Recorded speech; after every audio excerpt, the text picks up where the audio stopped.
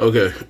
This is my first video in a long time, but it's about the Odell Beckham situation. Um, First off, let me just say, I thought when Odell was first traded there, I thought this would eventually happen. But then after I started seeing, reports of, some chemistry issues and stuff like that, even now, even this year, like still having some chemistry issues, and when Odell was out, Baker had a phenomenal year. He stopped talking as much. He still started focusing more on the results on the field. He started playing better, and you tend to notice a different Baker when Odell is out there. And let me tell you why. Because when you're a high-profile quarterback at a high-profile program like Oklahoma or like LSU, Alabama, Ohio State, you're used to having a bunch of talented guys around you 24/7, and you're used to having some of the top coaches in the country as one of the top coaches as your head coach. And the head coach usually handles a lot of the play calling. Well, let me just say, they handle the play calling. They handle who you get the ball to. It's very little freestyling out there. Kind of how you see in the NFL where players are able to call plays and players are able to, change the play if they want to. There's less of that in college. It's more of a controlled environment. So when Baker is out there with a bunch of future first round picks, his job is just, listen, I'm going to take my steps back and I'm going to look for my first target. If he's not there, look for my second target and just keep it as that. Throw it to who the play is telling me to throw it to. You don't have to force feed nobody. You don't have to do anything. And most of the time, your program is the best program on the field, so you're going to win. There's very little pressure. There's very little pressure, when you're in that kind of environment. But then when you're in the NFL, and it's up to you to build up a rapport, and it's up to you to try to connect with your teammates, and it's not up to the coaches to create synergy through play calling, because it's really not. Most of the time, it's about experience of playing with a player. It's about learning tendencies. I mean, look at Tampa Bay last year. The early portion of the season, it was very sloppy. It was a lot of ups and downs, but it was them learning. Even when they got their shit together and they started playing better, they were still learning, but they kind of knew. The chemistry got better. But another part about chemistry that is very important is reciprocation. If one player is giving their all to try to make the situation work, the other player in the situation has to try to make the situation work. Now I say all that to say this. I don't think Odell Beckham wanted to be there. And this is why I said I saw this shit coming a mile away. I even did a video about it. Odell Beckham did not want to be in Cleveland. As you can remember, he was traded to Cleveland because of his fallout with New York. They signed him to that, 4 or 5 year contract. I think he got through maybe one season and they traded him in the offseason. And I think this may be his last year of that contract, if I'm not mistaken. This may be his last year of that contract. Or this may be the second to last year. I forgot when he got there. But he was traded. He was traded there. He did not ask to be there. He was traded there. I'm pretty sure that the Giants was not going to give in to any of his, give in to any of his requests to who he wanted to be dealt to. So they sent him to Cleveland. Whoever gave him the best package, that's who they sent him to. I don't think Odell wanted to be there. And I think that even though he was trying to make the best out of the situation, I think that that kind of built a wall between him and Baker. And then Baker is trying to force feed a relationship with this dude. So and this is the reason why Baker is not playing as well with Odell out there on the field versus him not having him out there. Because when you have a star top tier receiver on your team, you're thinking, I got to feed this dude as much as I can, keep him happy. I want us to be closer. I want us to be friends. I want us to have that Peyton Manning, Marvin Harrison type relationship. I want us to have that. So I'm going to force feed him the ball. And I would not be surprised if Baker's aggressiveness to get Odell the ball is a reason for some of these injuries. I mean, a lot of times people chalk up injuries as just bad luck, but sometimes I think some injuries are circumstantial. Okay, I think it's about positioning. Sometimes when you throw the ball to a certain player in a certain position, they may get hit in a certain spot, or something may happen. They may tweak something as far as like planting their foot in the turf and twisting some shit. Like something can happen. And it's very unpredictable. I'm not blaming Baker for that, but it's very unpredictable. But I think that it increased the chance of Odell getting hurt with the amount of aggressiveness Baker was playing with to get him the ball. I think that's the reason. No, I believe that's the reason why Baker is struggling with Odell on the field, because he feels like he has to. I think partially is him wanting to build a rapport with him, and then another part of it is. When you're used to being at a top flight program like Oklahoma, you're ingrained with the notion that you need to ride your big horses to win. You know, it's not very often that you see the guy at the end of the bench become a hero in college. All right, so let's start the video. Practice for the second straight day. And now reports say probably won't be in a Browns uniform again. And the two sides are working through the exit plan. This follows Odell's dad calling out Baker Mayfield for not throwing to his son. So Acho, who you blame for the Odell drama? I just came up with this one, but first. Let me say this. I haven't watched many Cleveland Brown games. To be honest, I haven't watched much football this year. But if this is a trend where Baker is just not targeting Odell very much, which from what I understand, Odell's camp or Odell himself put out a compilation video of him being open and not getting the ball.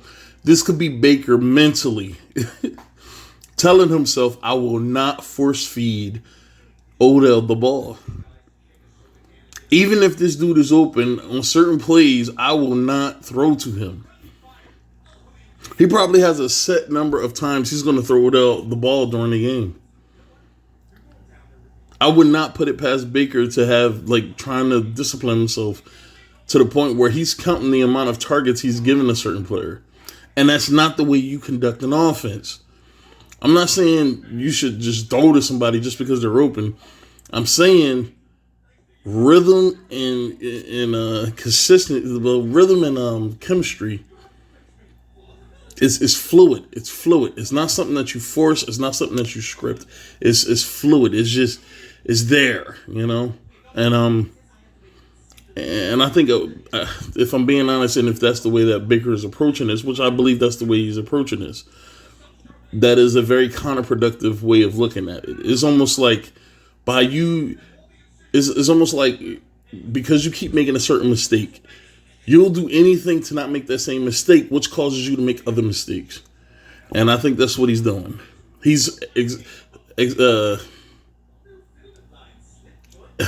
I'm really going to fuck this word up.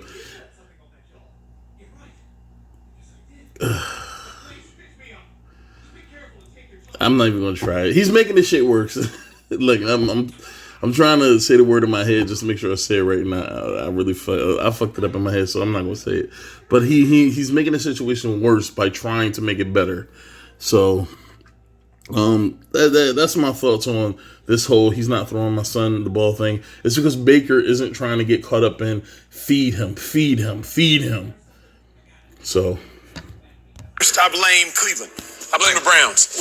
Don't hold someone hostage and then be mad when they want to fight for their freedom. Ooh. And the Cleveland Browns have held Odell Beckham hostage. You knew he's a superstar. You knew he's more talented. You know you're not maximizing his talent.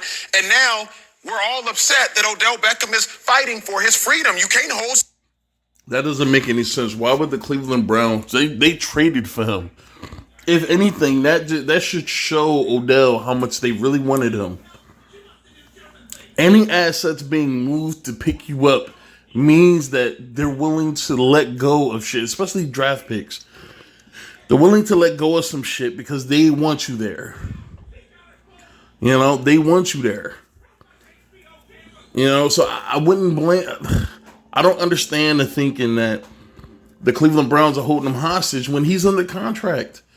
He's under contract. You know, like, how is it a hostage situation? So, I don't really understand that. Somebody hostage, then be mad when they want to fight to be set free. First person I blame is the Cleveland Browns.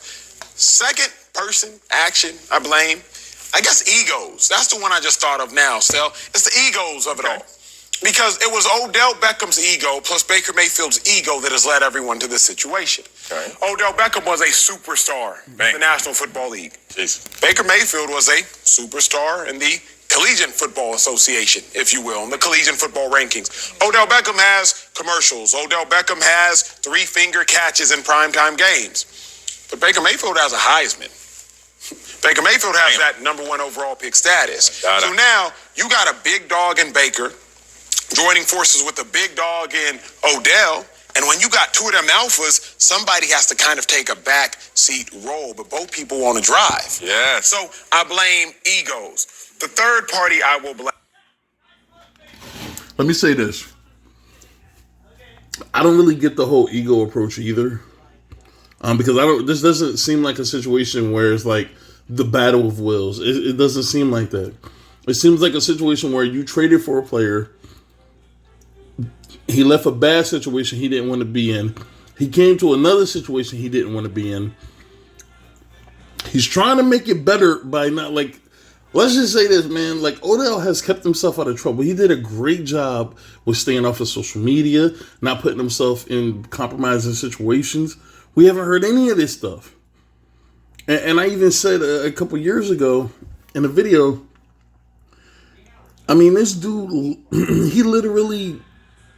it's almost like he's separated himself from that social media attention shit. Kind of like what we're seeing Juju do now. You know, we used to see Odell do this shit. But it's like, I mean, I'm not on social media very often, but I'm not hearing reports about this nigga on social media anymore. That has to account for something. That means that he's at least trying. How is this an ego play? And Baker, all Baker is trying to do, and this is where Baker is at fault. He's trying to force a relationship with Odell because he wants a top flight receiver. I don't care what anybody says. Odell is still a top flight, like he's still a top tier receiver, man. He may not be playing well right now, but you go look at Randy Moss. When Randy Moss went to the Oakland Raiders, I mean, his numbers dipped. He wasn't viewed as the same player. I mean, he was still considered a top tier receiver, but most people wasn't even looking at this dude. He got traded to New England and became the old Randy Moss again. And I think this is a situation where all Odell needs is to go to a situation that he wants to be in. That's why I think him being released is the best thing. Is that he gets to choose unless he gets claimed. But I'm pretty sure he's telling teams, listen, you claim me, like I'm not going to resign. And so people probably won't claim him, and he'll probably go to wherever he wants to go. All right, so I don't think there's an ego play here. The Cleveland Browns, they traded for him because they wanted him. They kept him there because he was under contract, and they were trying to make it work. Odell was trying to make it work, but he didn't want to be there. But he was still trying to do everything he could to not become a distraction. And Baker just wanted a relationship with his receiver, like probably how he saw, Tom Brady and Gronk, Peyton Manning and Marvin Harrison, then Peyton Manning and Dallas Clark, and Peyton Manning and Reggie Wayne. Who else? Drew Brees All right, sorry about that. Got a nephew in there. So I kind of lost the point that I was trying to make. Hold on a second. Give me a second. Yeah, that's right. I was disputing the whole egos argument. That I don't think that anybody's ego is the reason why the situation, is the way it is. It has to do with trying to make the best out of a situation that one player didn't want, and one player couldn't handle, and just an organization that was just doing its job by trying to make the team better. But let's go. Name is Odell Beckham. And the reason I will blame Odell Beckham is because his pops post that video online, but let's pause. Odell's pops and Odell clearly communicate. I'm sure Odell's pops and Odell probably talked about the fact that Baker ain't throwing him the rock. That Baker ain't doing much to help him. I'm sure Odell was made aware at some point in time of the video before it was posted. True. And if he wasn't, he was made aware of it after it was posted. True. He could have told his pops to take it down. Take that down. So, Odell now, first person I blame. Sorry about that. Sure. I'm pretty sure that Odell knew about this. I'm going to say that Odell knew about this beforehand.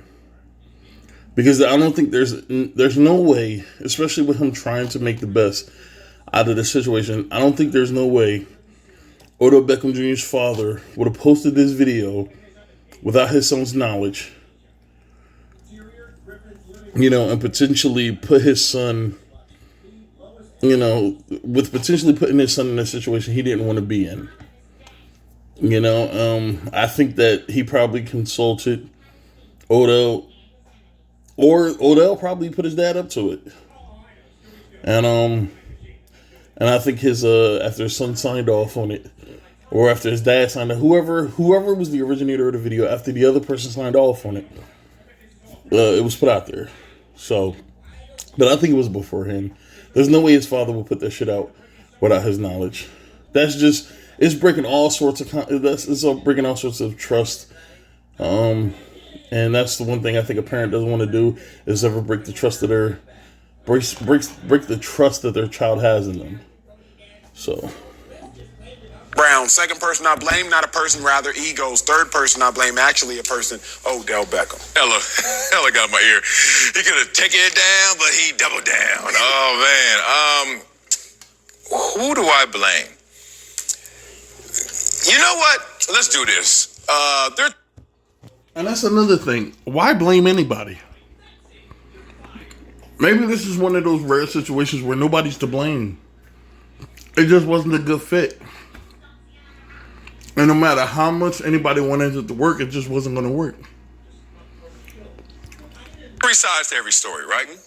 There's your side, their side, and the truth. And people always say, and the truth lies somewhere in the middle. Nah, sometimes the truth be really close to you. This is the truth. I'm actually both of them, the truth and my side. In this one, there are three sides. Obviously, Baker, Odell, and then what the truth is. And I think the truth is somewhat of what you said. I blame first and foremost Odell's game, his fame, and his antics. Because it made him... said his name. It would have hit so... Damn! I didn't even think it would have said his game, his fame, and his name. But I was ready. I was like, come on. You used to be a rapper. You a DJ. I was like, come on, Sel. Game, fame, say names so I can get hype for you. I want to get hype with you. Damn. And you messed around and said antics. So that's two syllables. Oh. It didn't even hit. Game, fame, antics. Wah, wah, See? Wah, wah. This is what happened when you stop DJing and having kids. Like, I lose my touch. God, I've done that before in Vegas. I hit that next song and they like, that ain't it. I got to go to the bathroom. No, seriously. It made him a prisoner of his own success. Odell Beckham, you talking about his freedom and fighting for his freedom. He can't even fight for his freedom. He got to sit there suppressed. He got to sit there and play the good dude, good cop. And then he has to employ others to do the dirty work, right? Odell came in with a reputation. I wasn't with him at first, but after he said that last part, that's kind of what I'm thinking. And this is why I said I think that his father consulted Odell, or Odell consulted his father beforehand. This does seem like it's a situation that Odell got his father to put that video out and to kind of force the hand of because if Odell puts this video out himself, it looks bad. It looks a little better if his dad does it, because then he has plausible deniability, like, oh, I didn't know till after the fact, something like that. He has an out, but if he puts that out himself, he's more so committed to whatever it is that was being said. So then the backlash will 100% be on him. But that's what it looks like. But listen, I don't think that he's a prisoner of his name, his fame, whatever. I don't think he's a prisoner. Okay. What I think the problem is, the Browns put too much value on Odell. I think they really thought Odell wanted so badly out of New York that he was willing to come to a team that has never had any long-term success. Shit, they haven't even had any short-term success since the Super Bowl, since the mergers of the AFL and the NFL. That I thought they overestimated his willingness and his want to get out of New York, and he thought that just him going to, just him getting out of that situation and going to a team with a better quarterback, he would have been gung-ho all for it. And I think they overestimated his desires. And I don't know what his desires is. I do believe that he wanted to play with a quarterback like a Tom Brady or somebody like that. That's why I can see him going to maybe Kansas City if he becomes available, even though I get annoyed when everybody just assumes every big-time free agent or every big-time release is just going to end up in Kansas City, Baltimore, or Green Bay. But I can see him ending up on a team with a very high-profile, high-level quarterback, because I think that's what he's wanted since he's been in the league. He's been a superstar. Like, for real, he's been a superstar. Even when he had Eli Manning, who I think is a very average. He's probably one of the better average quarterbacks, but he is still an average quarterback. Having that guy the first 5 or 6 years of your career, no, like 4 or 5 years, something like that. The first, portion of your career, having Eli Manning as your quarterback, I think that it proved just how good this dude was. And then you go to Cleveland, where there's a lot more mouths to feed, and you have somewhat of a better quarterback. But you're in a situation that you don't want to be in. That can impact the results, even if you're trying to make it work. It's like being in a relationship where, you don't have any other options, but you don't really want to be with this person. But most people can't be alone, so they just settle. So you're going to try to make the best out of it, but it's ultimately going to affect the results, because it wasn't your original idea to be in this situation. So, subsequently it's going to play a factor in what happens. But I think that Odell is getting what he wanted.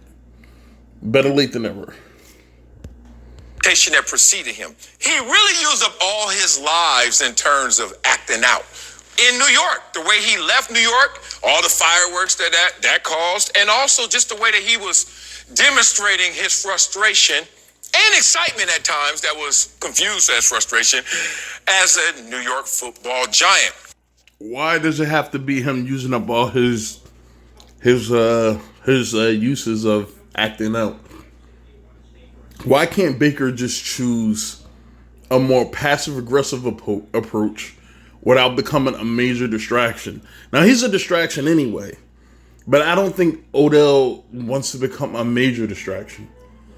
Like, as far as I'm concerned, I think the Browns are still somewhat winning. They're still in a position to win the division. So it's not like, he's a distraction to the point where the team is just tanking. Like, the team is falling, and they really need to get him out the building. The team is still succeeding. They're just not playing as well as you would think 3 or 4 years into this whole experiment. But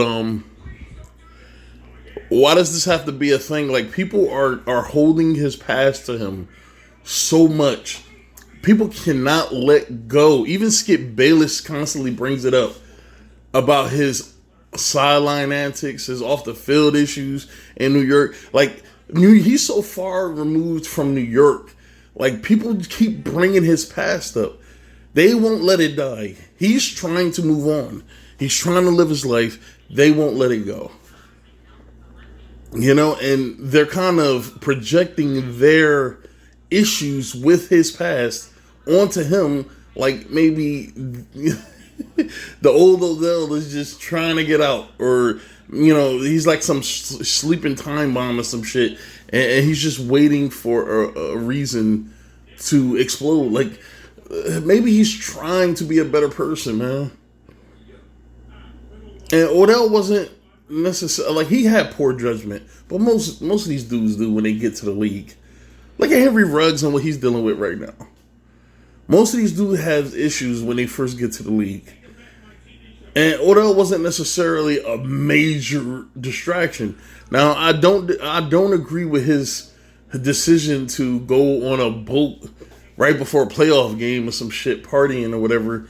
Like, bro, you should be training. You should be getting ready for the playoff game. I don't think that's the reason they lost, but it damn sure was a way to help them win.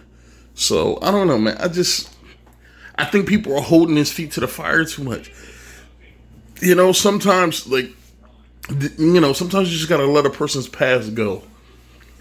Especially when they showed improvement, over the recent years. Just try to let it go. Try to give them some breathing room. But every time something comes up, the only time we're talking about Odell is when we're talking about some shit that he did in the past. So, y'all. You get to Cleveland, and Cleveland's a different climate, different culture, different atmosphere. It doesn't have the same bandwidth as New York in terms of, if you do something in Cleveland, we might not record it, we might not broadcast it, but it hit harder in. That's a dumb notion. That's a dumb notion old people always bring up because they're used to a time where the internet wasn't as big as it is now, where certain parts of America and certain parts of the world wasn't as in the viewpoint or in the viewing space that it is now. They're used to, these small time organizations. There's no such thing as small time organizations anymore. If an organization is able to generate just at least $1 billion a year, that's a huge deal, man. There's no such thing as small markets. Like, there's no such thing anymore with the internet being such a big thing where a person in California who's a New York Giants or New York Jets fan can watch New York Giants and Jets games whenever they want.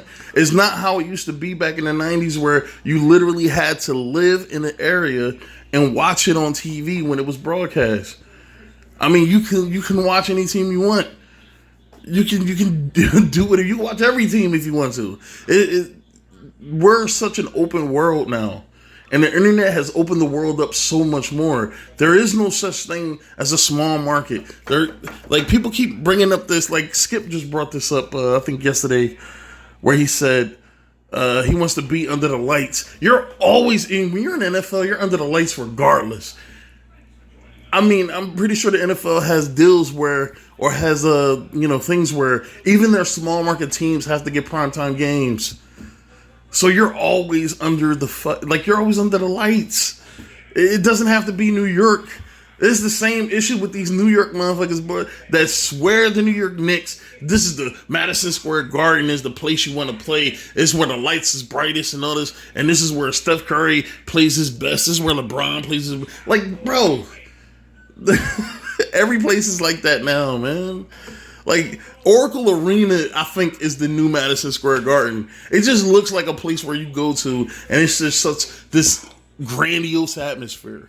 It's not such a closed-off world anymore. So to think that because he's in Cleveland, we're not focused.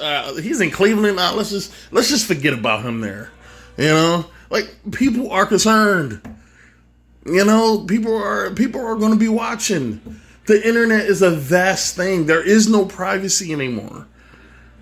So I don't care if you're on an expansion NFL team in the deepest, darkest parts of a Russian, country or some shit, like, you're gonna have eyes on you. You're gonna have eyes. It's gonna happen. So I don't know where this old time notion keeps coming in that the world is still closed off in certain parts of America. It's not. This is the thing about the internet. It has opened up the world to everybody. So I really get that really annoyed me when Skip kept bringing that up. That Odell is the kind of personality that wants to be on a grand stage, and for some reason, no stage gets bigger than Giant Stadium or MetLife Stadium or whatever the fuck, like whatever they're calling their stadium now. Like, you got to be in New York for all this. Like, come on. You know what I find? New York is not as major of a place. It's more about the stories that people tell about New York that make New York more than just this place. It makes it like this almost like this mythical realm that you step into.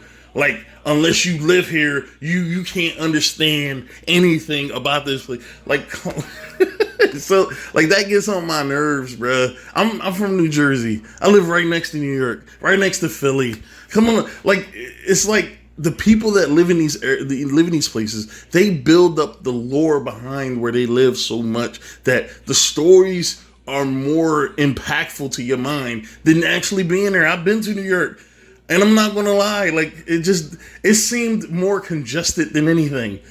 It's like if you get a cold and you just, like, you're stuffed up and you're just trying to get that fucking shit out of there. You're trying to get the mucus out and you're just stuffed up. And this is what New York feels like. Like, that's it. It's a great place. It seems to be massive in the amounts of things that you can do there, but the stories are more on this grandiose level than the city actually is. And for some reason, New Yorkers think unless you're from New York, you don't know shit. You don't know what it's like to be there. You can't understand New York. Like, I think that's such an old time notion because the world is so much bigger now because of the internet. I had to get that off my chest, man. I think Odell would be big wherever he goes. This dude can go to the Cincinnati Bengals. He could go to the New York Jets. Not the New York Jets. That just defeated the purpose. He could go to some team, like, I don't know, somewhere, like, where people think that it's considered a small market. Like, and he'll get the viewers. Like, I don't think that the world is just closed off. But I'm gonna end it here, man, because I just went on probably like a 3-4 minute tirade on this whole shit. But I think the problem is the Cleveland Browns overestimated Odell Beckham's willingness to want to get out of New York. And I'm not saying it like he wanted to be in New York and nowhere else, but I think Odell wanted to pick where he wanted to go. And people make speculations that he would have picked New England. Nobody knows who he was going to pick. He wanted to be in New England because of Tom. He has some, fascination with Tom. Probably from the time that he was growing up and playing football in high school and shit like that. He probably idolized Tom. And to play with a guy that you looked up to or watch play for as long as you watched him play is an experience within itself. So I think that's why the speculations that he would have went to New England. He could have went anywhere. He could have went to Seattle. Anywhere. Like, he could have went anywhere. And I think that he was robbed of that. New York robbed him of that. I think when he signed that contract with the New York Giants, they fed him with these lines. Like, listen, you signed this contract. We're going to take where you want to go into consideration. Sorry. We're going to take where you want to go into consideration, and then we'll try to ship you out there. Okay? And when he signed that contract, he exposed himself. He exposed himself to wherever they wanted him to go. That's where he'll be. And I think that's, the issue. And it was a failed experiment, and that's all. That's it. There's nothing more, nothing less to it. Sometimes it just didn't work. It's kind of like what Shannon said, and I agree with Shannon more than anybody else.